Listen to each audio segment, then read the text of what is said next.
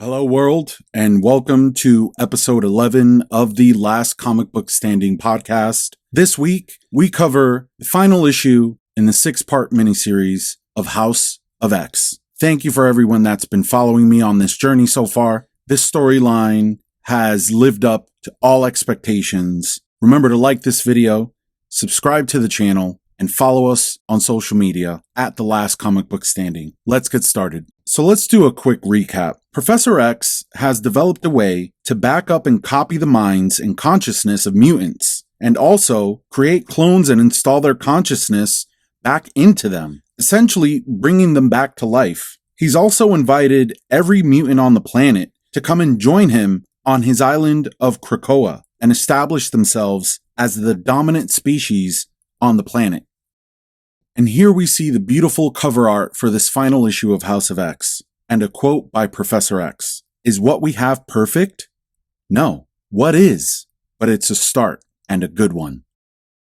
The story starts a month back in the timeline, on Krakoa Island, in an underwater chamber called the No Space. We see the Professor, Moira McTaggart, and Magneto. Professor is about to telepathically broadcast out to the world using his helmet Cerebro and tells them that this is it. Once he does what he's about to do, there's no turning back, and he wants to make sure they're confident in their decision to move forward. They tell him yes. Magneto then adds that all that beef they've had, that's all water under the bridge, that he has his full commitment from that day forward. Professor smiles and puts on his helmet. He then begins to address all the humans of the Earth. He announces that him and his mutant scientists have developed breakthrough medicines that will cure most ailments overnight, and that it was his plan to provide these for free because all he wanted was harmony between themselves and humans. But humanity made that practically impossible. He goes on to further say that these medicines will now have to be paid for because they have not earned their kindness since they have killed over 16 million mutants over time. All they ask in return is for Krakoa to be allowed to be its own sovereign state, just like any other country in the United Nations, and for all mutants to be citizens of that nation's state, which would come with a certain amnesty to those that have been labeled mutant criminals by society, so that their image in society's eyes can be changed over time. He ends his message by saying that mutants will no longer be judged by humanity's laws, but by mutant law. He expresses that these terms are not negotiable, that humans get to make their lives better by helping mutants make their own lives better. And if they find themselves asking, who are these mutants to make these demands? It's because they are the future and the true inheritors of Earth. He ends by saying that the humans had gone to sleep that night, believing the world was theirs, not knowing that when they'd wake up, the world had changed. Now, if you read the issue in its entirety, we're given the names of most members on the Krakoan Council, and it includes Professor X, Magneto, Apocalypse, Jean Grey, Storm, Nightcrawler, Emma Frost, Sebastian Shaw, Mr. Sinister, Mystique and Exodus, Cypher, and the island of Krakoa itself. Those are the 13 names so far, but there are 14 seats. So now let's continue.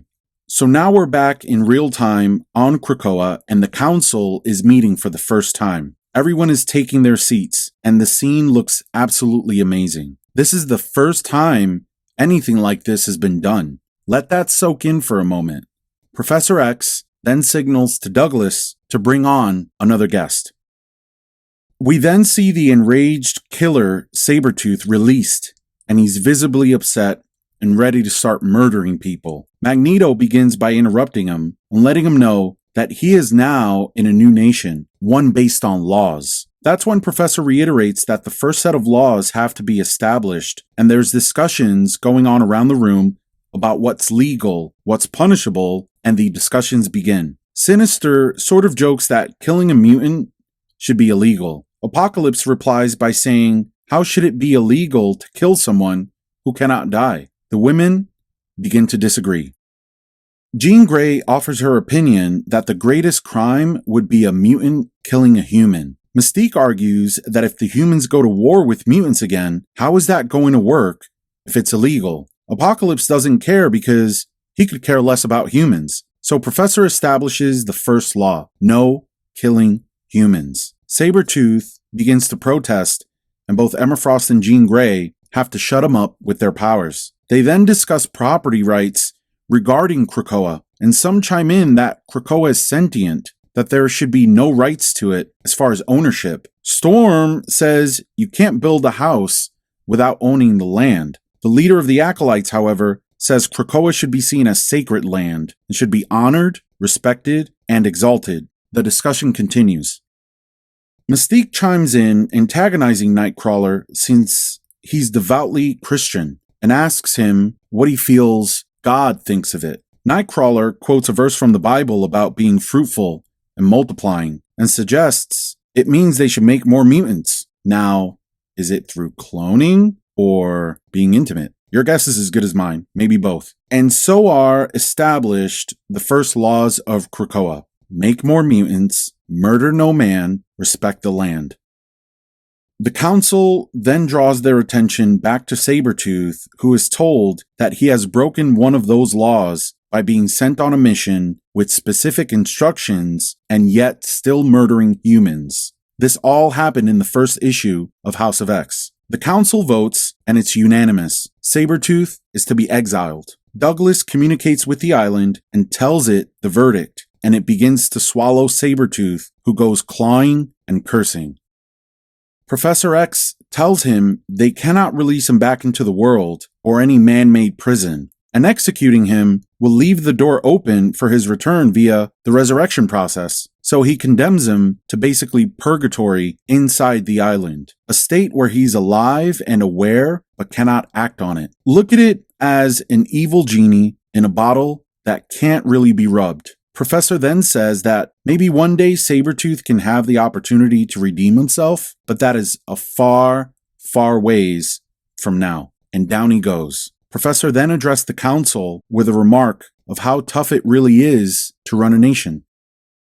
We then see a huge festival with fireworks and dancing as Professor continues to address the council as they head outside. He hopes they never get used to that sort of punishment or become desensitized or power hungry from it. He says every parent rarely gets a good night's sleep and that he's had 1 million mutant children and hasn't slept in decades and might never sleep again. He says that for some in the council, that may also be true. But Professor is happy to see them celebrating. He's pleased to see the opportunity to give mutants a home, to keep them safe, to give them a nation, and someday ahead, give them the entire world. He believes in what he is doing since it will make the world a better place, and he accepts the responsibility in his hands. Because at the end of the day, it's a reason to celebrate. And as the fireworks color the sky, Magneto stares in wonder and awe and says, "Look at what we've made." And with that, folks, we've come to the conclusion of the House of X storyline. From here on out, we will now begin to see how this all operates and how it's going to move forward. What repercussions will there be? What pushback will they get from humanity? How will trade work between the Earth and the island for these medicines? And will mutants continue to work together for their cause? What happens if Sabretooth escapes? It's all very exciting, and I hope you've enjoyed the ride just like I have. Make sure to stay in the loop with these storylines by keeping up with the channel, as I'll continue to share as much as I can about the future of the X-Men. Now for this week's song, I chose Lenny Kravitz, "Are You Gonna Go My Way?" The lyrics are very fitting, and it actually goes hand in hand well with the celebration at the end of the issue. And remember to tune in next week when we cover the final issue of Powers of X in episode 12. Be excellent to each other. Take care.